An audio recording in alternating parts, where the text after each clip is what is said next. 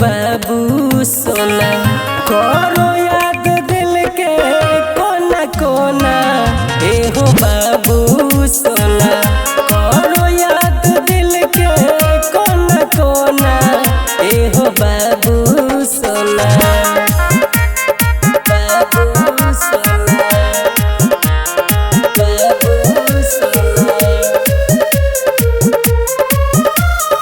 बाबू सोना।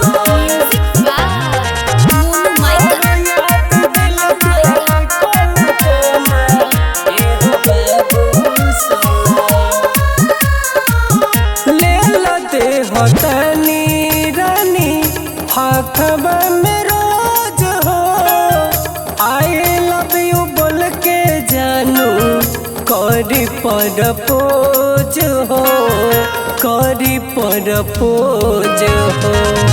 ले लते हो तनी रानी खबर में रोज हो आई लव यू बोल के जानू करी प्रपोज हो करी प्रपोज हो। मिलके कब हमनी से जुदा जानी होना।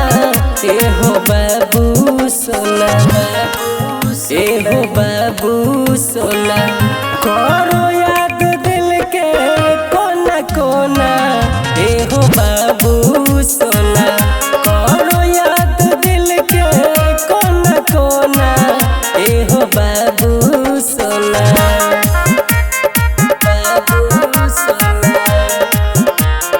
बाबू सोना बाबू सोना।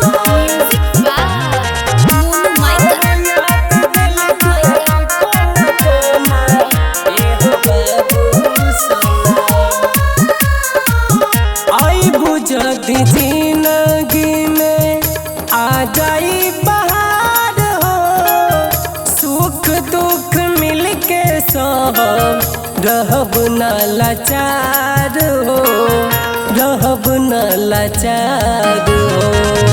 आई बुझती जिंदगी में आ जाई बहार हो सुख दुख मिलके सब रहब न लाचार हो रहब न लाचार हो। मनोज के दिल के तारा तू समझो ना।